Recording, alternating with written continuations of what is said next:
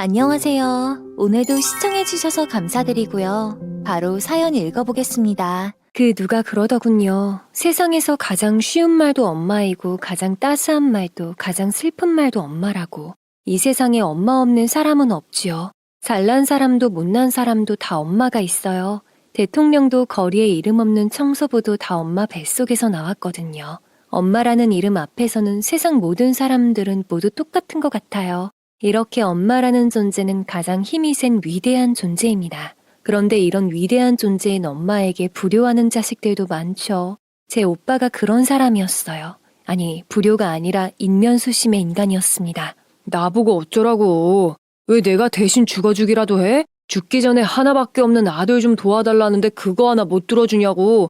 엄마는 어차피 죽을 사람이지만 난 살 날이 더 많잖아. 엄마가 췌장암 말기로 고통스러워하실 때에도 오빠는 엄마의 재산에만 눈독을 들였고 끝까지 엄마의 가슴에 못난 자식으로 남았습니다. 안녕하세요. 인천에서 미용실을 운영하고 있는 40대 초반의 주부입니다. 이제 봄인가 싶었는데 어느새 벚꽃과 진달래가 지고 철쭉이 피는 5월이 되었네요.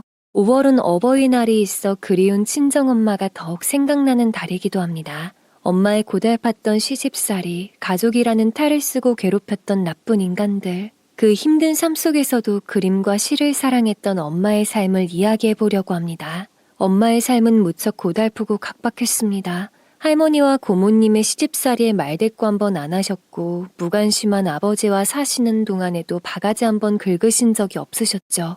아무리 옛날 분이시지만 그런 엄마가 어린 시절 저의 눈에도 참 답답해 보일 때가 많았습니다. 그래서 그런지 저의 성격이 더욱 대차게 씩씩해졌는지도 모릅니다. 종손이라며 오빠만 위하는 할머니와 고모님 때문에 저는 기가 죽기는커녕 잡초처럼 자라야 했으니까요.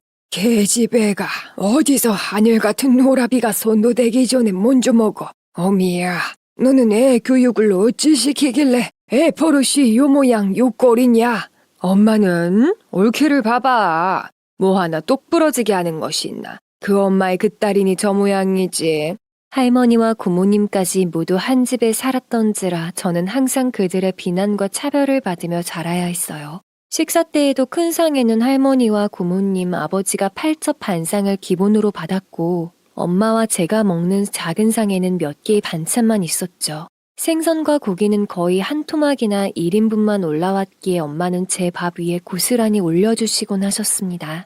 엄마는 할머니와 고모님 앞에서는 늘 보잘것없는 며느리였고 며느리라기보다는 그 집의 가정부나 다름없는 삶을 사셨어요. 그러면서도 제가 상처를 받을까봐 늘 슬픈 눈으로 저를 바라보셨고 그들의 눈에 안 띄게 몰래 부엌으로 데려가 맛난 것들을 몰래 주실 때가 많았습니다. 그럴 때면 어린 나이에 그저 행복해서 엄마 얼굴을 보며 철부지처럼 맛난 간식들을 먹었었네요. 저는 본가에서는 보잘것없는 계집애라며 차별을 받았지만 외가에 가면 더없이 똑부러지는 외손녀로 외할아버지의 사랑을 듬뿍 받았어요.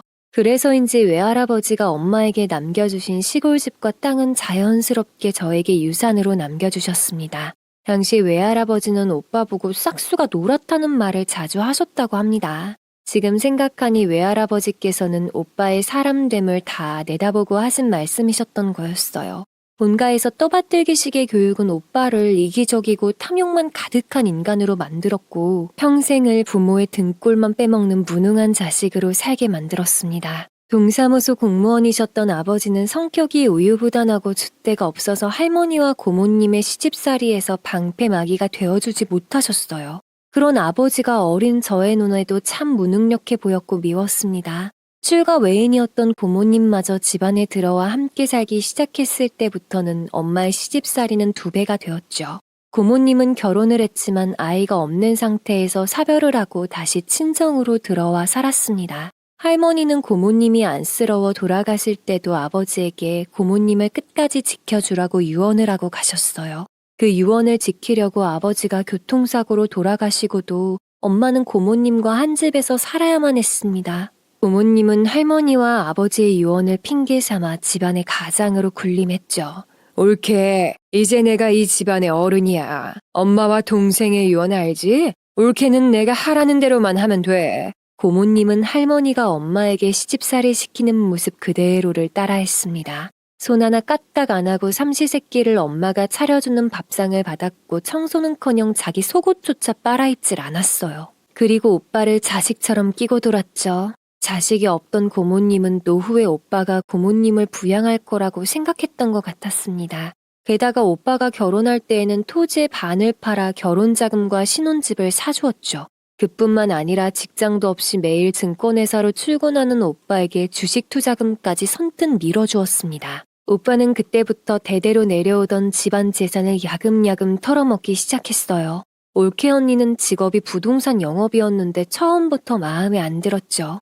집안의 재산을 노리고 결혼을 한 것인지 시어머니인 엄마보다 고모님에게 온갖 여우질을 내서 생활비며 투자금이며 받아갔습니다. 고모님은 고모부의 재산을 꽤 갖고 나온 터라 돈이 제법 있었거든요. 고모님, 몇 년만 있으면 몇 배가 되는 아파트 투자 한번 안 해보실래요? 몇몇 지인들에게만 알려드리는 고급 정보예요. 그런 게 있어? 어디냐? 당연히 믿을 만한 거겠지? 올케는 고모님을 꼬셔 노른자 땅에 분양 정보가 있다면서 투자를 알선하고 높은 수수료를 챙겼어요. 고모님이 투자했던 곳 두 곳이 모두 원수에게 추천한다는 지역 주택조합 아파트였습니다. 올케 언니는 가족에게도 지인들에게도 몇 배가 터질 부동산이라고 홍보를 하며 계약을 하게 했고 중간에서 많은 수수료를 챙겨갔습니다. 고모님과 오빠 부부가 재산을 탕진하고 있는 사이에 저도 아가씨가 되고 결혼을 했죠. 저는 집안의 지원을 못 받았기에 당연히 오빠만큼의 교육도 못 받았습니다. 그래서 일찍이 대학을 포기하고 미용 기술을 익혔어요. 저 때만 해도 미용실 하나 가지고 있으면 사장님 소리를 듣는 전문직이었으니까요. 하지만 그들은 제 기술과 직업을 하찮게 여겼고 비웃었습니다. 그리고 기술을 배우던 미용실에서 손님으로 온 남편을 만나 연애를 하고 결혼을 했어요. 엄마는 남편의 선한 눈빛과 성실함에 후한 점수를 주셨죠. 그리고 무엇보다 주방에 주저없이 들락거리면서 고무장갑을 끼는 모습에 반하셨어요. 아마 생전에 아버지의 보수적인 모습과 정반대의 사람이라 더욱 끌렸을지도 모릅니다. 그렇게 저는 그들이 부러워하는 약사 남편과 결혼해서 살게 되었죠. 저는 결혼할 때에도 정말 몸만 갔습니다. 고모님과 오빠가 이미 집안의 재산을 갖다가 써버린 터라 저에게 올 몫이 그리 많지도 않았죠. 걱정하시는 엄마의 한숨만 늘어갔었습니다. 엄마는 엄마 몫으로 남은 아버지의 사망보험금을 내어주시면서 말씀하셨어요. 은혜야, 미안해. 엄마가 능력이 이거밖에 안 돼서. 이건 네 몫이야. 필요한 거 장만해. 아니에요. 이 돈은 뺏기지 말고 엄마 비상금으로 쓰세요. 제가 벌어놓은 것으로 준비하면 돼요. 뭐 혼수로 트집 잡으면 나 이 결혼 안 해도 돼요. 그냥 엄마랑 살지 뭐. 고모님과 오빠가 아버지의 사망보험금을 모두 내어놓으라고 할 때도 버티시더니 저를 위한 몫으로 남겨두셨나 봅니다. 엄마는 몇 번을 거절해도 제 손에 꼭 쥐어주셨고 저는 엄마의 손을 차마 거절하지 못하고 받아들고 나왔습니다. 다행히 혼수를 따로 준비하지 않아도 되었기에 결혼식을 마친 후에 엄마의 통장을 만들어 고스란히 다시 돌려드렸어요. 시어머니가 시아버지의 유산이 있다면서 작은 신혼집을 마련해 주셨고 살림살이는 남편이 마련을 했습니다. 정말 이래도 되냐고 묻는 저의 물음에 시어머니는 누가 하면 어떠냐고 여유 있는 쪽에서 하면 되지 하고 웃으셨습니다.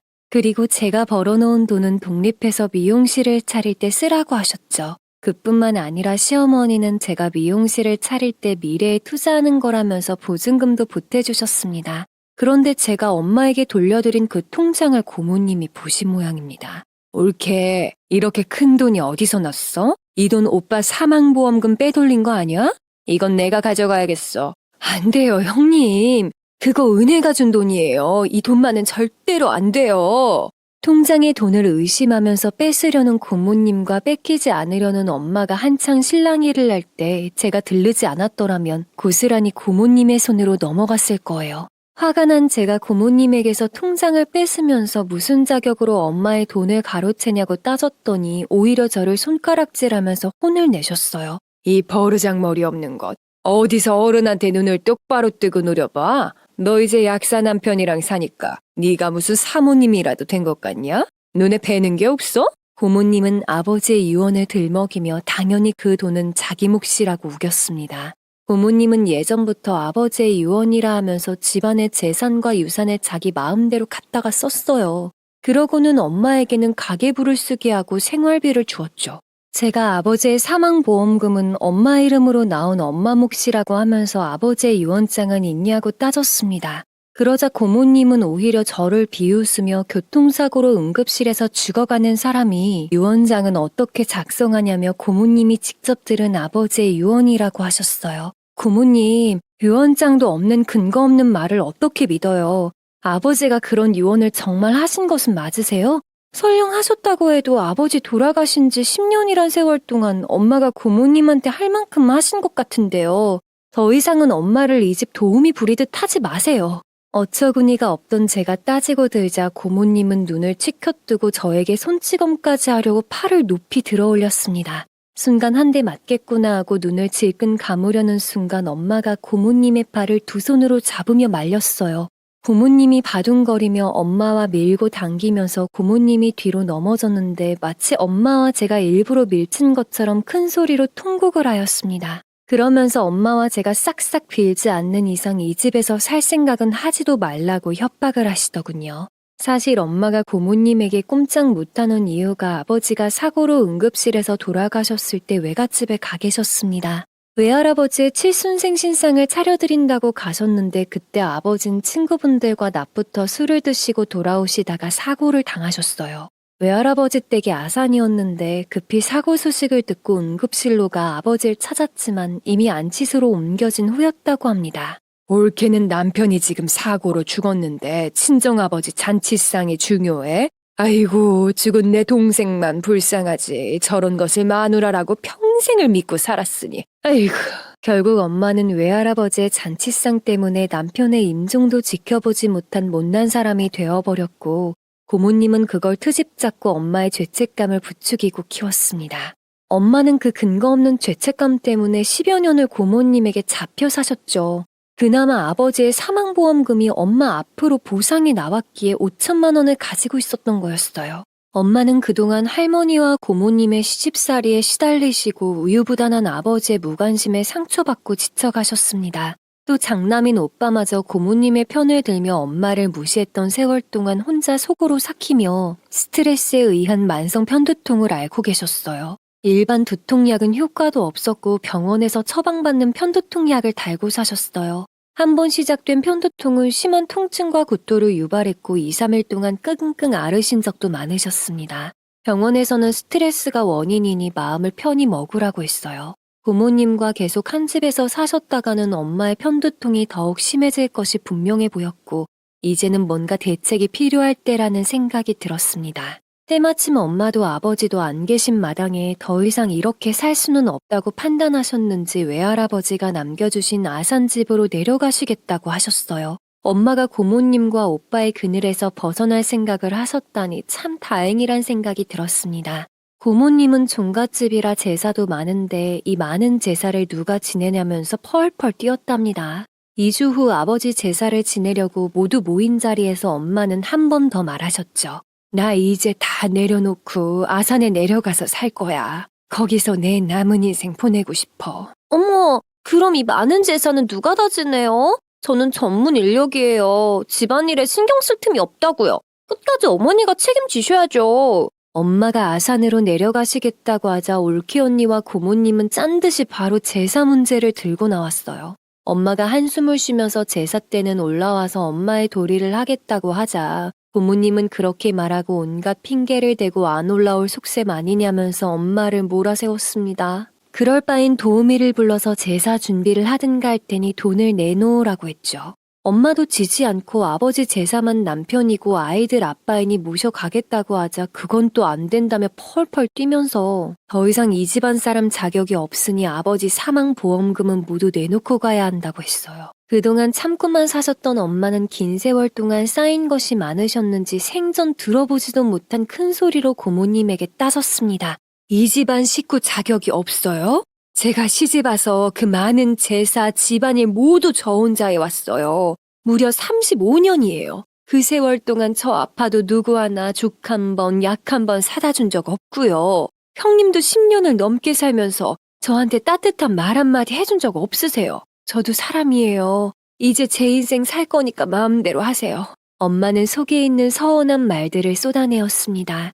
그러면서 오히려 이 집에 대한 엄마 몫을 달라고 하자 고모님이 침까지 튀어가면서 흥분을 하며 고함을 질렀습니다. 네 몫이 어디 있어? 이 집은 대대로 내려오는 우리 부모님 집이야. 내 동생도 죽어가면서도 이 집만은 내 거라고 했어. 그리고 며느리가 하나뿐인데 당연히 재산은 모시는 거지 뭐가 그리 생색이야? 네가 돈을 벌어왔어? 아니면 다른 집 며느리들처럼 잘나기를 했어?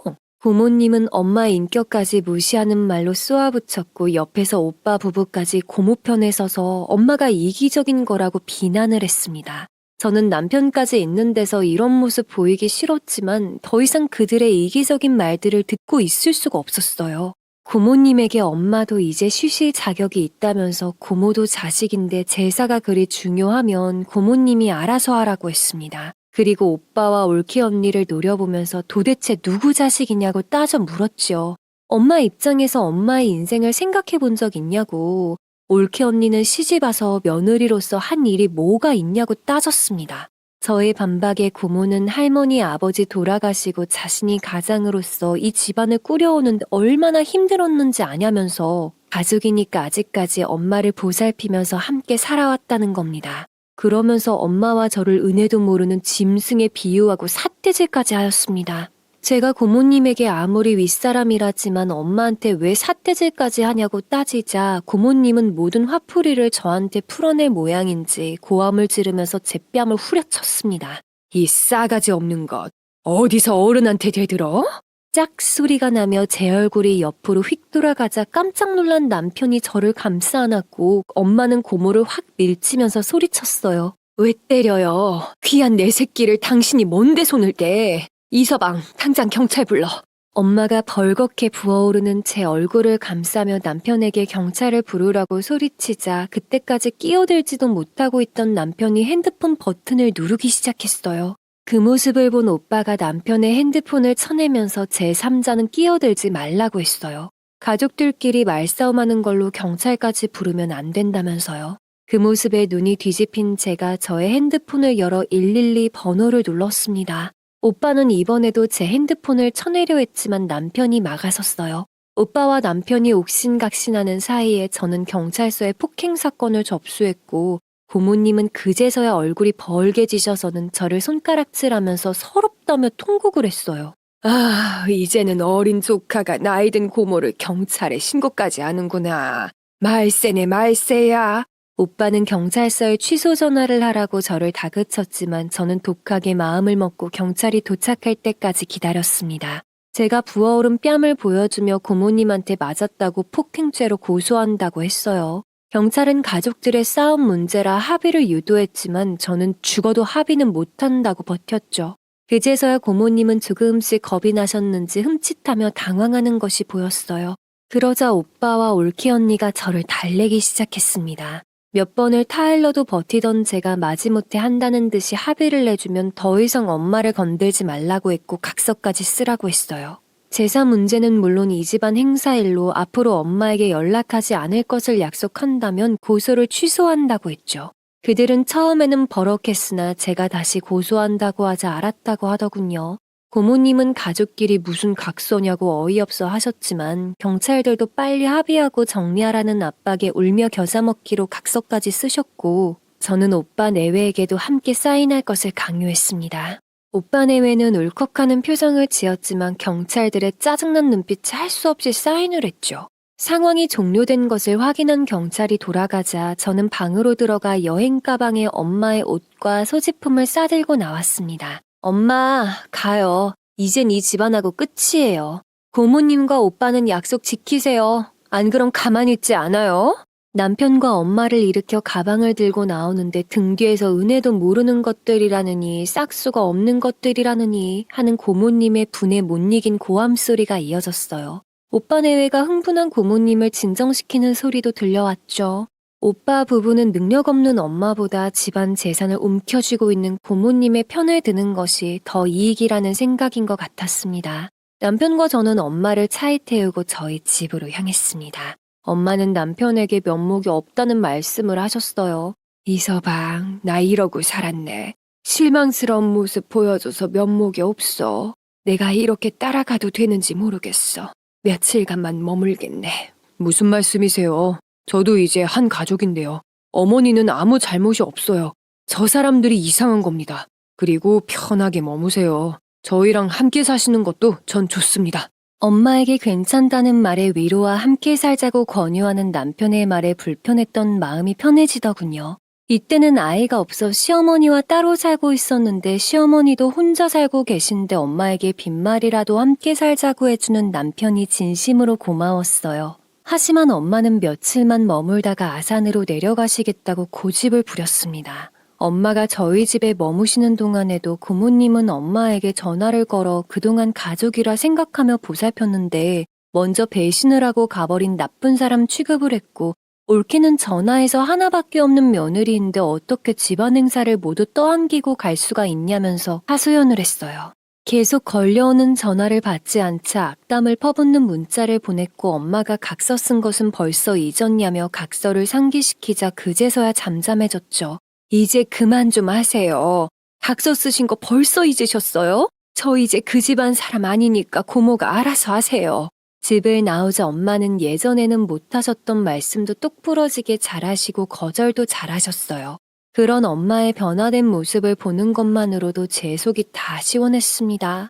엄마가 저희 집에 며칠 머무는 동안 시어머니는 자주 들르셔서 엄마를 데리고 외출도 하시고 외식도 하시면서 이런저런 많은 이야기를 나누셨는데요. 이때가 엄마 인생의 전환점이었던 것 같아요. 엄마는 처음에 사돈이라 어려워하셨는데 시어머니 성격이 워낙 시원시원하시고 따뜻한 분이신지라 연배도 비슷하셔서 친구처럼 편하셨다고 해요. 그래서인지 며칠만 머문다 하셨던 엄마는 2주일씩이나 머물다가 아쉬워하며 아산으로 내려가셨습니다. 두 분이 얼마나 친해지셨는지 엄마는 시어머니에게 아산으로 종종 놀러 오라고 당부를 하셨죠. 걱정 말아요, 사돈. 나중에는 귀찮다고 오지 말라고 해도 자주 내려갈게요. 시어머니도 흔쾌히 약속을 하셨어요.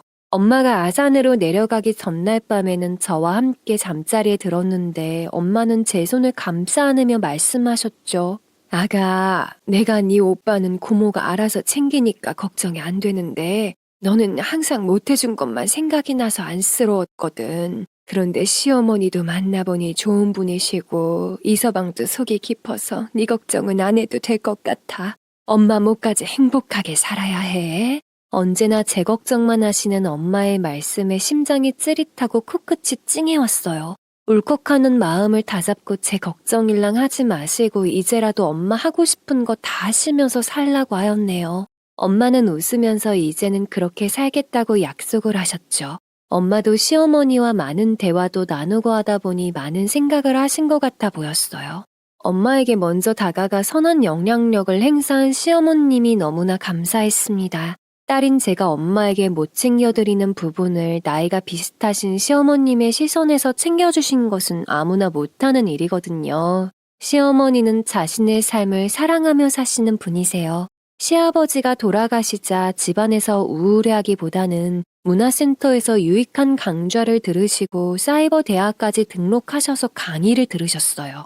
그리고 부동산 경매를 배우시더니 몇 년이 지난 지금은 웬만한 직장인보다 많은 수익을 버실 때도 있답니다. 이런 시어머님의 영향력으로 엄마도 아산으로 내려가셔서 집이 어느 정도 보수된 이후로는 노인대학에 수강을 하고 열심히 다니셨죠.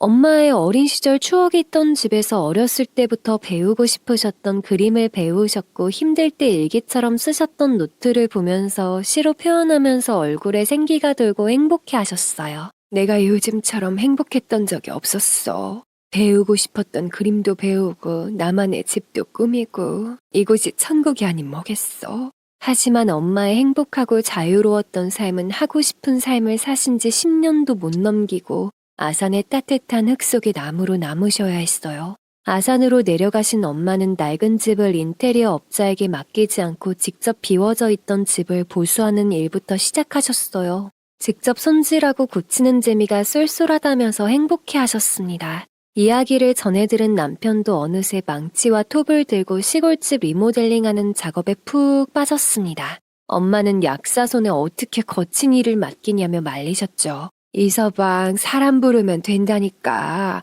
그러다가 다치기라도 하면 어째? 처음에는 허술했던 남편의 솜씨가 한 달이 지나자 제법 쓸만해졌습니다. 그렇게 주말마다 내려가서 엄마를 도와 시골집을 고쳤고 몇 달이 지나자 아산집은 소박하지만 엄마를 닮은 따뜻한 공간으로 변했습니다. 풀만 무성했던 앞마당은 엄마가 정성스레 가꾼 정원으로 꾸며졌고 오래되어 쓰러져 가던 옛날 집은 석가래가 살아있는 멋스러운 한옥으로 변했죠. 잡풀만 무성했던 근처의 밭도 엄마가 새벽같이 일어나 가꾸어 놓으셔서 풀 한 폭이 없는 기름진 텃밭이 되었답니다. 그리고 나서야 가끔 전화로 안부까지 주고받으시던 시어머니까지 아산으로 초대하셨고 시어머니는 저희를 따라 아산으로 종종 내려가셨어요. 그곳에서 소뚜껑에 삼겹살을 구워 밭에서 키운 상추로 싸먹으면 아주 별미였습니다.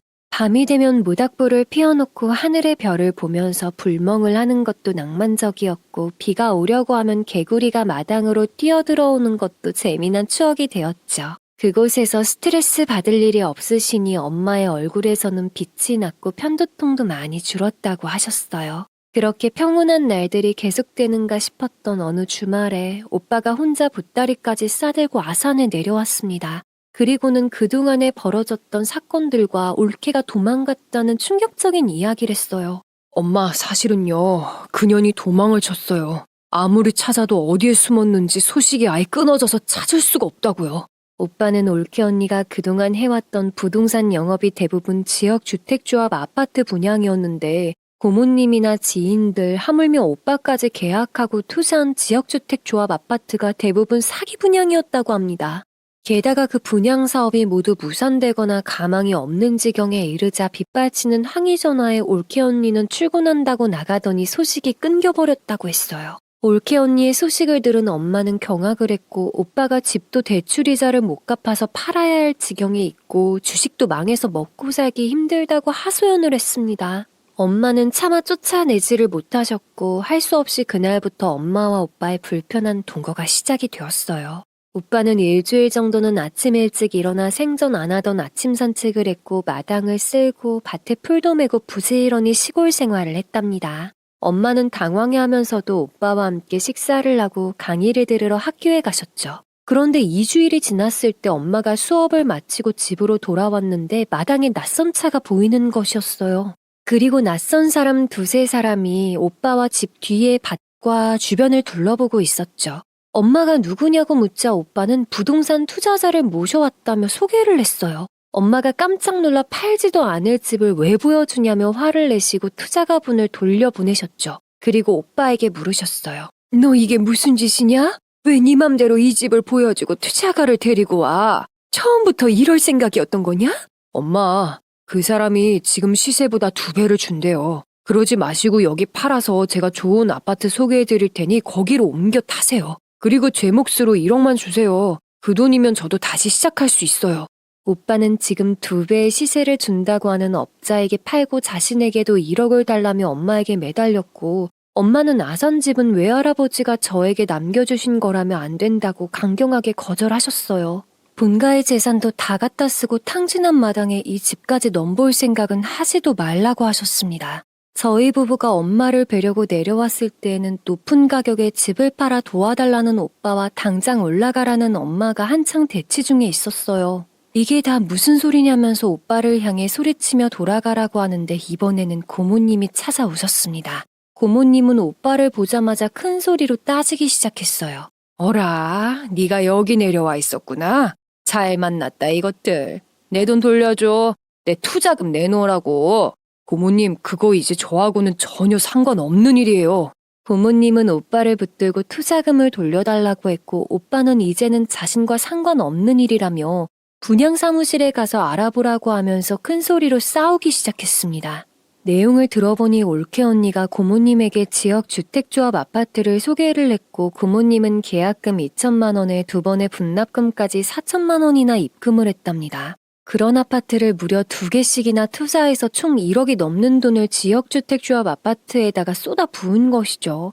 그나마 기간이 오래 걸려도 아파트만 완공이 되었으면 문제가 없었을 텐데 조합사무실에서 토지가 100% 매입이 안 되어서 미루다가 결국에는 한 곳은 사업이 무산되었다는 통보를 받아 투자한 돈은 회수가 불가능해졌고 나머지 한 곳도 장담할 수 없는 실정이었어요.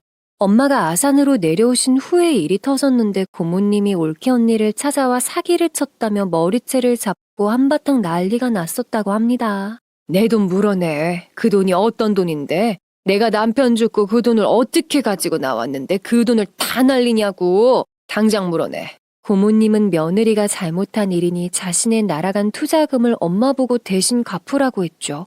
오빠도 털썩 주저앉아 자기 신세한탄을 하면서 엄마에게 아산집을 팔아 도와달라고 애원했고 두 사람의 책임지라는 말에 엄마와 저희는 기가 막혀서 말이 안 나올 지경이었습니다. 엄마는 오빠를 떠밀며 당장 돌아가라고 등을 후려쳤습니다. 당장 안 꺼져? 네 마누라를 끌고 와서 해결을 하든 네가 집을 팔아서 해결을 하든 알아서 하고 내 집에서 썩 꺼져. 고모도 빨리 올라가세요. 고모가 잘못 판단해서 날아간 돈을 왜 엄한 데 와서 물어내래요? 두 사람 다 내 집에서 나가요. 엄마가 두 사람의 등을 떠밀며 당장 나가라고 소리쳤지만 두 사람은 하소연을 하며 엄마를 물고 늘어질 뿐이었죠. 보다 못한 저와 남편도 거들며 두 사람을 대문 밖으로 밀어내기 시작했어요. 내쫓으려는 우리와 돈 받기 전에는 한 발자국도 못 움직인다는 그들의 대치가 이어졌습니다. 서로가 밀고 당기면서 머리는 헝클어지고 옷을 잡아당기는 바람에 단추도 떨어져서 옷매무새도 엉망이 되었죠. 계속 실랑이를 하다가는 해결이 안 될 것 같아 저는 112에 신고 전화를 했습니다. 그 모습에 고모님은 눈이 휘둥그레져서는 또 경찰을 부르냐며 툭하면 경찰을 부른다고 고함을 질렀죠. 가택침입죄로 신고를 한 후 악을 쓰며 바둥거리는 두 사람을 겨우 대문 밖으로 밀어냈고 문을 걸어 잠갔어요. 두 사람은 대문 밖에서 문을 흔들며 엄마가 대신 갚아야 한다며 소리를 질렀습니다. 피도 눈물도 없는 독한 것. 어찌 나 몰라라 할 수가 있어? 내 피 같은 돈 물어내. 엄마, 하나밖에 없는 아들을 이렇게 버릴 거예요? 어차피 이 집 반은 내 몫이라고요. 발악하던 그들은 결국 경찰이 와서 가족이냐고 묻는 말에 엄마가 아무런 상관도 없는 사람들이 와서 행패를 부린다고 하자 경찰은 두 사람에게 조용히 돌아가지 않으면 경찰서로 가야 한다고 했죠. 그제야 두 사람은 겨우 돌아갔습니다. 그 일로 한동안 평온했던 엄마의 얼굴에 다시 근심이 가득해졌어요. 저희가 서울로 올라와서도 그들은 엄마에게 끊임없이 전화를 해서 온갖 악담을 해가며 괴롭혔다고 해요. 급기야 엄마는 전화기 코드를 뽑아버렸고 핸드폰에는 수신 차단을 해버렸어요. 그들이 올라간 후 엄마는 법무사 사무실을 찾아가 상담을 하고 아산집을 제 명의로 증여하셨습니다. 그들이 언제 또 무슨 수작을 부릴지 모른다며 일찌감치 제 명의로 등기 이전을 해놓아야 안심이 될 것 같다고 하셨죠. 네 오빠가 언제 또 사고 칠지도 모르고 이 집마저 내 명의로 있다가는 남아있지도 않을 것 같구나. 법무사님과 상담을 했는데 공시지가가 더 오르기 전에 지금 하는 것이 좋을 것 같다고 했어. 그러니 엄마 여기서 살다 가면 네가 이 집 잘 관리해주면서 살아. 엄마는 아산의 시세나 공시지가가 많이 오르기 전에 증여를 해놓아야 세금이 적게 나온다는 이유도 앞세워 빠른 등기 이전을 마쳤고 그제야 안심이 된다면서 어수선한 마음을 다잡고 다시 강의를 들으러 나가셨습니다. 그렇게 대학을 다니고 텃밭을 가꾸면서 동네분들과 노인대학 동기생분들과도 교류를 하며 자신의 꿈을 향해 활기찬 일상을 보내셨어요. 엄마의 꿈은 소박하게 자신의 작은 시집을 내는 것이 꿈이라고 하셨습니다. 난 나만의 시집을 갖고 싶어. 시를 쓰고 그 안에 내가 직접 그림을 그려넣은 나만의 시집을 남은 인생 동안 완성하고 가는 것이 내 소원이야. 어린 시절부터 그림과 책을 좋아하셨던 소녀가 아버지와 중매로 결혼해서 수많은 세월을 자신을 낮추고 사느라 정작 자신의 꿈은 묻어버렸던 엄마의 인생이었죠. 그렇게 사신 엄마의 삶을 투박한 솜씨로나마 시로 표현해 쓰시는 걸 행복해 하셨습니다. 제가 어렸을 때는 엄마니까 당연히 엄마가 모두 해야 하는 일이라고 생각을 했어요. 그것이 얼마나 큰 희생이었는지도 모르면서요. 제가 결혼해서 몇 년 후에 엄마가 되어보니 알겠더군요. 엄마란 자리가 얼마나 자신을 내려놓고 희생해야 하는 자리인지요. 그것을 깨닫고 엄마에게 좀 더 표현하고 살아야지 했을 때는 많이 늦어 있었습니다. 그것이 지금도 너무나 후회가 되고 가슴이 아픕니다. 엄마는 아산에서 생활하신 후에는 예전처럼 심한 두통에 시달리는 일도 뜸해지셨고 텃밭에서 기른 유기농 야채로 건강식으로 드시니 한동안은 무척 건강하셨어요. 아마 하고 싶은 일들을 하시면서 마음이 편해지고 스트레스를 덜 받으신 덕이었겠죠. 하지만 5년이 지나고 엄마는 소화가 안 된다면서 점점 야위어 가셨어요. 엄마의 나이 70세도 안 되셨을 때였어요. 걱정하는 저의 표정에 엄마는 나이 탓을 하셨습니다. 나이가 들어서 그런 건지 소화도 안 되고 입맛도 없고 그러네. 예전부터 곧잘 이러다가 또 괜찮다가 그랬어. 나이 들면 다 그렇지 뭐. 가까운 병원에서 진료를 받고 약을 드셔도 처음에만 괜찮아지실 뿐 몇 달이 지나자 허리와 등의 통증에 복통까지 있었어요. 약사인 남편은 정밀 진단을 받아보실 것을 권했고 저희는 엄마를 서울로 모시고 와 대학병원에서 정밀 검사를 받아보았습니다. 일주일이 지나고 다시 찾은 병원에서 엄마가 췌장암 3기라는 진단을 받게 되자 귀가 멍해지고 눈앞이 캄캄해졌죠. 췌장암 3기로 보여요. 이 병이 원래 무증상이 많아서 발견이 늦습니다. 말도 안 돼요. 저희 엄마 그동안 건강하셨어요. 이런 무서운 병에 더구나 3기라뇨. 엄마는 술, 담배도 전혀 안 하시는데 어떻게 암에 걸릴 수가 있나요? 암에 걸리는 원인이 여러 가지가 있지만 대부분 스트레스가 원인이 많아요. 더구나 환자분은 예전부터 편두통 때문에 진통제를 계속 드셨던데 그게 원인일 수도 있어요. 의사 선생님은 희망을 버리지 말고 일단 수술이라도 받아보자고 하시면서 항암 치료와 방사선 치료를 시작하자고 하셨습니다. 췌장암 3기라는 진단에 엄마는 시간 낭비하기 싫다며 아산으로 내려가 남은 시간을 정리하면서 보내신다고 하셨지만 저는 엄마를 이대로 보내드릴 수가 없었답니다. 그냥 아무것도 안 하고 포기할 수가 없었던 것이죠. 엄마의 인생이 너무 안타까웠으니까요. 그것이 저의 욕심이었고 결국은 제 맘 하나 편하자고 포기를 못하는 것이라는 것을 알면서도 이대로 받아들일 수가 없었습니다. 엄마의 수술 날짜가 잡히자 오빠도 자식인지라 알려야 했기에 연락을 했지만 어디서 무슨 짓을 또 벌이고 있는지 연락이 안 되었죠. 저의 설득으로 엄마는 결국 수술대에 오르셨지만 이미 췌장과 연결된 동맥 부분까지 암세포가 퍼져 있는 상태라 손도 못 대었다고 합니다. 의사 선생님은 남아있는 시간이 길어야 1년이고 진행이 빠를 경우 5개월도 못 넘길 수도 있다고 했습니다. 청천벽력 같은 소리에 엄마를 부둥켜 안고 통곡을 하며 할머니부터 아버지, 고모님까지 엄마를 괴롭혔던 사람들을 원망하고 탓했습니다. 오히려 엄마가 담담하게 말씀하셨어요. 울지도 말고 그 사람들 원망할 것도 없어.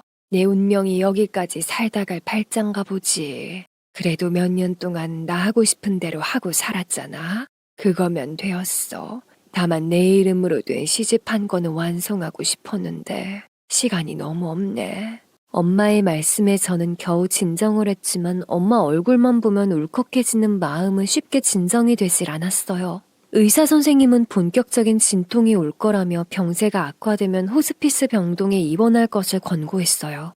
호스피스 병동이라는 말에 다시 울컥하고 올라왔지만 겨우 억누르고 참았습니다. 엄마도 안 무너지시고 의연하게 받아들이시는데 제가 무너지면 엄마에게 오히려 짐이 될 거란 생각에 이를 악물고 참았답니다. 엄마는 대학병원이 가까운 저희 집에 머물라는 남편과 시어머니의 말에 아직은 괜찮으니 아산으로 내려가 정리할 것이 많다고 하시면서 내려가셨습니다. 남편은 소화 기능에 도움이 된다는 영양제와 구하기 힘든 진통제를 주면서 함께 내려가서 간병인을 구하자고 했죠. 그리고 시어머니는 소화가 잘 된다는 재료 등을 구해오셨고 엄마를 끝까지 지킬 사람은 저희밖에 없다며 마음을 단단히 먹으라고 하셨어요. 이거 생마하고 소화가 잘 되는 재료들을 좀 구해왔어. 엄마 앞에서 우는 모습 보이지 말고 끝까지 엄마 마음 편하게 행복만, 추억만 안고 가실 수 있게 그렇게 해드려. 아유, 어쩌다가 우리 사돈같이 착한 사람이, 아유. 남편과 시어머니 덕에 무슨 일부터 해야 하는지를 알고 정신 차린 저는 남편과 주말에 다시 아산으로 내려갔습니다. 엄마는 아직 변화가 없으신 듯해서 다행이다 싶었죠. 그래도 혼자 계시게 할 수 없고 식단도 안심하고 맡길 수 있는 전직 간호사분을 찾아서 모셔왔어요. 엄마는 아직 괜찮다고 혼자 계셔도 된다고 하셨지만 언제 진통이 시작될지 모르고 소화력도 약하신 엄마가 잘 챙겨 드실지도 걱정이라 간병인이 옆에 있는 것이 낫겠다 싶었어요. 시어머니가 챙겨주신 생마를 갈아 죽을 만들어드렸더니 목넘김이 편하다고 하시며 드시는 모습에 얼마나 기뻤던지요. 다시 한번 시어머님께 감사한 마음이 들었어요. 식사를 마치고 따뜻한 차를 드시면서 엄마는 남편의 손을 꼭 잡으시고는 당부에 말씀하셨습니다. 이서방, 우리 은혜 지금처럼만 아껴주고 서로 사랑하면서 살아. 얘가 어렸을 때부터 아버지 사랑을 많이 못 받고 자란 게 늘 맘에 걸렸어. 내가 해준 것도 별로 없어서 늘 미안했지. 자네가 내 몫까지 잘해줘. 부탁할게. 어머니, 걱정하지 마세요. 그리고 다시 건강해지실 수 있어요. 그래서 저희랑 오래오래 사셔야죠. 엄마가 마지막 유언처럼 남편에게 저를 부탁한다는 말씀을 하시는데 어찌나 마음이 먹먹해 오던지요. 쏟아지는 눈물을 참으려 얼마나 애를 썼는지 모른답니다. 엄마는 늘 제 걱정뿐이었는데 얼마 남지 않은 날들마저도 오직 제 걱정뿐이시더군요. 부모의 마음이란 것이 다 그렇다는 것, 엄마의 모정이라는 것이 끝없는 바다와 같고 높고 높은 하늘과 같다는 것을 엄마가 아프시고 나서야 조금씩 알아가고 있었네요. 엄마는 몸이 약해져감에 따라 제가 할머니와 아버지의 차별로 인해 상처받게 한 일이 항상 미안하다고 하시면서 후회하는 말씀을 많이 하셨고 그 흔한 가족여행 오붓이 못 다녀온 것도 아쉬워하며 삶을 후회하는 이야기를 하셨습니다. 저는 그 이야기를 듣자마자 엄마가 진통이 시작되면 여행은 꿈도 못 꿀 것 같아 당장 가자고 했어요. 지금 가면 되지. 가요. 그까진 여행 뭐가 어렵다고. 와, 엄마랑 여행 간다니까 왠지 설레는데. 그 다음 주말에는 간병인에게 휴가도 주고 미용실도 직원에게만 맡긴 채 엄마와 단둘이 제주도 여행을 떠났죠. 제주도 여행이 처음이셨던 우리 엄마, 세상 신기하다는 듯 바짝 여인 몸인데도 부지런히 옮겨다니면서 사진도 찍고 만난 음식들도 맛보러 다니셨죠. 소화력이 약해서 많이는 못 드셨지만 엄마가 호기심에 드셔보시려고 노력하는 모습을 보니 남는 음식들이 아깝다는 생각은 들지를 않았지요. 사랑하는 엄마에게 여러 음식의 맛을 느낄 수 있게 해드렸다는 것에 감사했으니까요. 엄마와 함께했던 일주일간의 제주도 여행은 지금도 저의 추억 속에 엄마의 웃는 얼굴을 기억할 수 있는 아프면서도 아름다운 여행으로 남아있어요. 새벽 일찍 일출을 본다고 갔던 성산 일출봉에서 떠오르는 붉은 태양을 보고 감격하던 엄마의 얼굴도 카트라이트와 산악 오토바이를 타고 신나하시던 아이 같던 모습도 이국적인 제주도의 에메랄드빛 바다를 보고 감탄하시던 소녀 같던 얼굴도 먹먹해져 왔던 저의 가슴에 차곡차곡 겹겹이 소중한 추억으로 담아들고 왔습니다. 4박 5일의 아름다웠던 여행을 마치고 돌아오는 비행기 안에서도 엄마는 신기해하시며 비행기 아래로 내려다 보이는 구름을 끝까지 지켜보셨죠. 은혜야, 저 아래 좀 봐봐. 구름이 마치 솜니불처럼 끝없이 펼쳐져 있잖아. 이렇게 떠 있는 게 정말 신기하네. 그동안 엄마와 해외여행은커녕 국내 여행도 못 다녀본 것이 그렇게 후회될 수가 없었어요. 온통 후회되는 일뿐이라 겉으로 티를 안 내려고 안간힘을 써야 했죠. 그런데 엄마와의 달콤했던 추억에 얼룩을 만드는 사람이 있었으니 바로 오빠가 아산집에 와 있었습니다. 공항에서 짐을 챙겨 아산집으로 돌아왔는데 차에서 기다리고 있던 오빠가 내리면서 짜증을 내면서 소리쳤어요.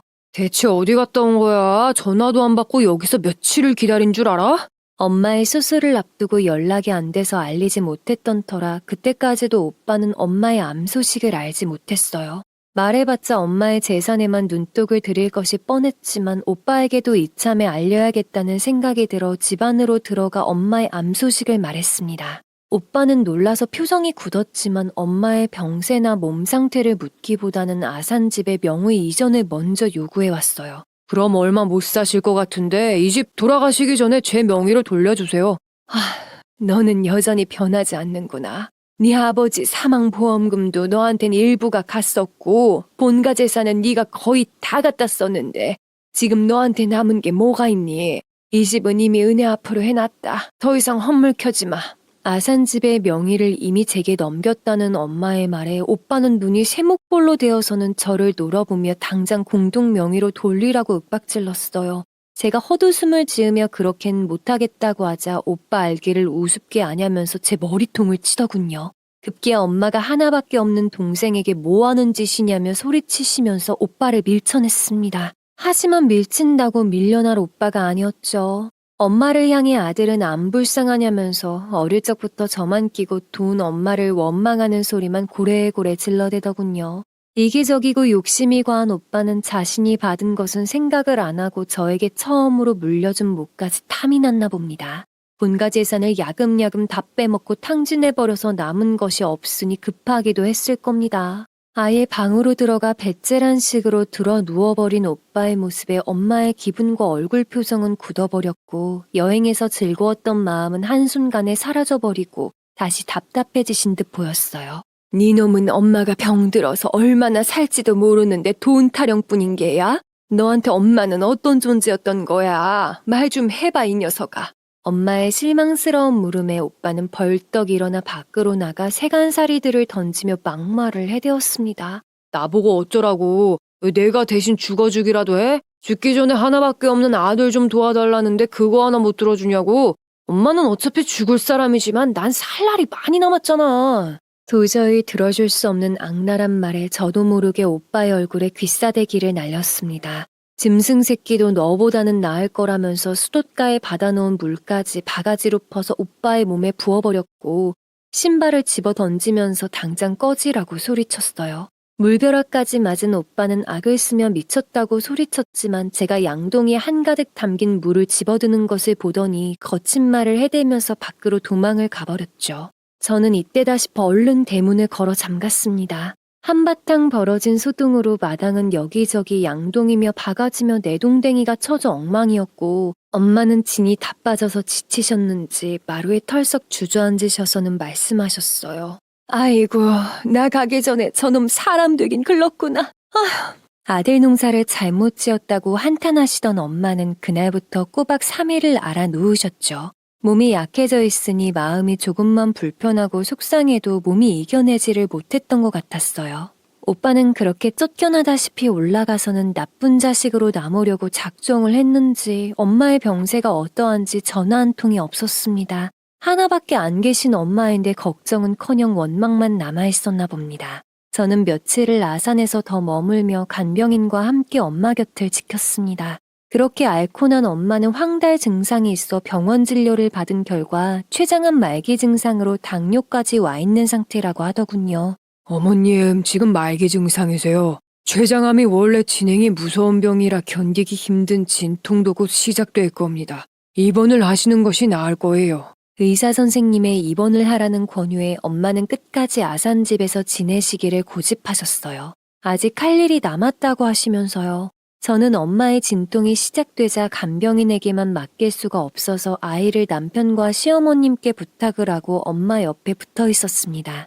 급격하게 체중이 줄고 당뇨의 통증이 심해지자 엄마는 병원에서 처방해준 진통제로 버티시며 누워있는 날들이 많아졌어요. 시어머님은 소식을 들으시고 손주 보시느라 못 내려오시는 것을 안타까워하시며 항암에 좋다는 귀한 말굽버섯을 구해서 보내주셨어요. 정말 효과가 있었는지 엄마는 그걸 드시고 그나마 앉아서 지내실 정도로 기력을 좀 차리셨습니다. 제가 무리하지 말라고 말렸지만 엄마는 시간이 정말 얼마 안 남은 걸 느끼셨는지 제주도 여행 갔던 사진을 보면서 그림도 그리셨고 엄마의 인생이 담긴 투박한 글귀들로 시를 쓰며 남아있는 노트의 공간을 채워나가셨어요. 저는 어느 따스한 날 솜씨를 발휘해 엄마의 머리를 처음으로 파마하고 곱게 다듬어드렸어요. 생각해보니 엄마의 머리를 만져드리고 가꿔드린 적이 많지가 않더라고요. 그러고는 곱게 화장을 해드리고 고운 옷을 입은 엄마의 사진을 찍어드렸죠. 어느 날 컨디션이 그나마 괜찮았던 날에는 아버지 산소에 가고 싶다고 하셔서 간병인의 도움을 얻어 모시고 갔었는데 엄마는 아버지에게 쌓인 것이 많았는지 한참을 원망하며 통곡을 하셨어요. 당신 정말 무정한 사람이었어. 평생 내 편 한 번 안 들어주고 따뜻한 말 한마디 해준 적도 없었지. 그런 당신과 살면서 나 정말 힘들었네요. 저 세상에서 당신 만나면 다 대가품하면서 괴롭힐 거야. 아버지 산소에 다녀오신 후로 엄마는 점점 더 심해지는 황달과 통증에 수시로 잠을 설치게 되면서 요양병원으로 가겠다고 하셨습니다. 얼마나 고통스러우시면 먼저 요양병원으로 가겠다고 하셨을지 생각하니 심장이 송곳으로 찌르듯이 아파왔어요. 남편이 알아봐준 서울에서 가까운 요양병원으로 엄마를 모셨습니다. 집에서도 가까운 곳이라 틈나는 대로 남편과 시어머니도 아이를 데리고 엄마를 찾았어요. 특히 남편은 아들에게 엄마에게 살갑게 대하며 메마른 팔이며 다리를 주물러드리면서 엄마의 이야기에 귀를 기울여 들어주었어요. 오빠에게도 엄마가 요양원으로 옮기셨다는 소식을 전했는데 몇 번을 찾아와서는 아산 집 명의에 대한 원망만 늘어놓았죠. 어느 날인가 병원에서 오빠와 맞부딪혔는데 저를 향해서 삿대질을 해가며 험한 소리로 소란을 피웠어요. 약삭 빠른 것 같으니 너 진작부터 아산집을 노리고 있었던 거지? 너는 잘난 남편의 돈 잘 버는 시어머니까지 아산집 없어도 잘 살 수 있잖아. 오빠한테 넘겨. 네 목 넘겨달라고. 오빠의 소란에 간호사가 말려도 안 되자 경비원을 불렀고 그날 경비원에게 끌려나간 후로는 더 이상 찾아오는 일이 없었죠.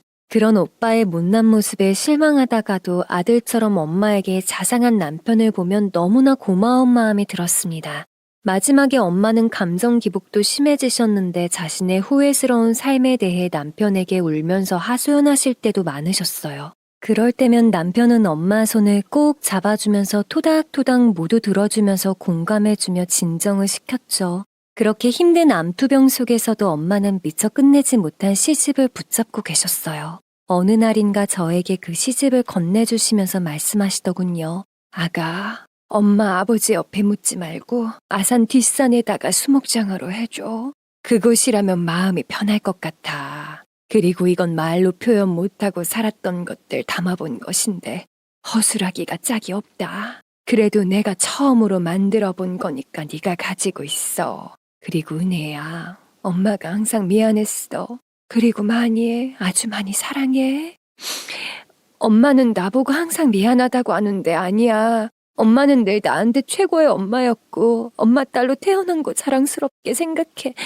엄마하고 더 많은 시간 보내지 못한 거 너무나 후회가 돼. 나도 엄마 정말 많이 사랑하는 거 알죠? 매일같이 끼고 살았던 탓에 헤어져 버린 노트를 제게 건네시며 미안하다, 사랑한다던 엄마의 젖어있던 목소리가 아직까지 생생하게 들려오는 듯하네요. 엄마는 그곳에서 3개월을 못 넘기시고 하늘나라로 가셨어요. 엄마가 췌장암으로 고통받았던 모습들을 보면서 왜 소리 없는 암이라고 하는지 절절히 깨닫게 되었죠. 췌장암은 무증상이 많아서 이상하다고 느껴 병원을 찾는 순간 3기 4기인 경우가 많다죠. 엄마도 췌장암 선고를 받고 몇 달간만 활동을 하셨지 급속도로 진행되어 말기 증상을 보여 남은 시간을 요양병원에서 고통이 힘겨워하며 진통제에 의존해서 사시다가 가셨습니다. 엄마의 부고 소식을 들은 아산 동네 분들과 노인대학 동기분들도 찾아와 주셔서 함께 슬퍼하고 엄마 마지막 길을 함께 해주셨는데 얼마나 감사했는지 모릅니다. 오빠와 고모님에게도 엄마의 부고를 알렸는데 고모님은 장례식장에 와서도 악담을 퍼부었고 오빠는 조의금을 몽땅 챙기겠다고 해서 또 한바탕 난리를 피워야만 했습니다. 그 인간은 끝까지 인면수심의 모습을 보여주면서 없던 정도 뚝 떨어지게 만들었어요. 그 후로 고모님은 투자금을 수도 못해서 돈이 없어 본가 집까지 팔아야 했고 작은 전셋집에서 생전 안 해본 청소보일을 하며 외로운 독거노인으로 지내고 있다더군요. 아마 병들어도 돌봐줄 자식 하나 없이 그렇게 쓸쓸히 살다 가시겠지요. 그리고 오빠는 또다시 토지 사기 분양 업자와 손을 잡고 일을 벌였다가 결국 구속이 되어 징역형까지 살게 되었어요. 차라리 그곳에서 자신의 삶을 후회하며 반성하고 나왔으면 하는 심정입니다. 엄마의 유골은 남기신 유언대로 아산의 양지 바른 곳에 묻히셨고 수목장으로 치러졌습니다. 그곳에 항상 푸른 나무로 계시니 마음 갈 때마다 엄마를 뵐 수가 있고 항상 제 곁에 있는 것 같아 잘했다는 생각이 들더군요. 엄마가 한자 한자 눌러 적은 시들은 엄마 소원대로 공동 출판하게 되었어요. 많이 기쁘시죠? 그곳에서도 그림을 그리고 시를 쓰고 계세요? 그곳은 부디 엄마를 괴롭히는 사람도 없이 하고 싶은 거 다 누리시면서 엄마가 원하는 세상처럼 사셨으면 좋겠어요. 엄마 사랑해요. 저는 엄마의 시집을 많은 사람들과 공감할 기회를 찾던 중에 엄마가 다니시던 노인대학에서 공동 출판을 한다는 소식을 전해 들었어요.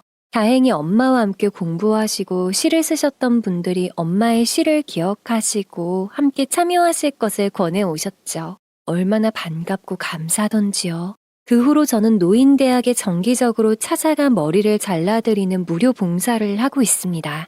그분들의 머리를 손질해드리고 화장도 해드리면 그렇게나 좋아하시면서 딸같이 대해주시더라고요. 엄마에게 증직에 더 많은 것을 해드리지 못한 것을 후회하면서 봉사하는 마음으로 갚아 나가고 있는 중이랍니다. 노인대학에서는 다음해 봄 5월의 어버이날을 맞아 공동출판 기념회가 열렸고 저희 가족은 들뜬 마음으로 행사에 참석을 하고 축하의 자리를 기념했답니다. 이날 실렸던 엄마의 시 중에서 제 가슴을 뭉클하게 했던 한 구절이 생각이 나네요. 나는 내 아이들에게 넉넉한 사랑의 품이 되어주고 싶었다. 이것저것 모자라고 부족함이 많았지만 좋은 엄마가 되어주고 싶었다. 그러나 해준 것은 아무것도 없어 허무하기만 할 뿐이더라. 그 누가 그러더군요. 세상에서 가장 쉬운 말도 엄마이고 세상에서 가장 따스한 말도 가장 슬픈 말도 엄마라고. 이 세상에 엄마 없는 사람은 없지요. 잘난 사람도 못난 사람도 다 엄마가 있어요. 대통령도 거리에 이름 없는 청소부도 다 엄마 뱃속에서 나왔거든요. 엄마라는 이름 앞에서는 세상 모든 사람들은 모두 똑같은 것 같아요. 세상에서 가장 위대한 존재인 엄마. 당신은 저를 항상 따스하게 품어주신 가장 사랑하는 존재였으며 제가 지금 이렇게 두 발로 튼튼하게 서 있게 만들어주신 위대한 존재이십니다. 아무리 불러도 그리운 이름 엄마. 부르면 먹먹해지는 이름 엄마. 나의 엄마 사랑합니다. 아직까지 저의 엄마와의 긴 사연 들어주셔서 감사드리고 여러분은 부디 후회 없는 사랑과 추억을 엄마와 나누시기를 진심으로 바랍니다. 감사합니다.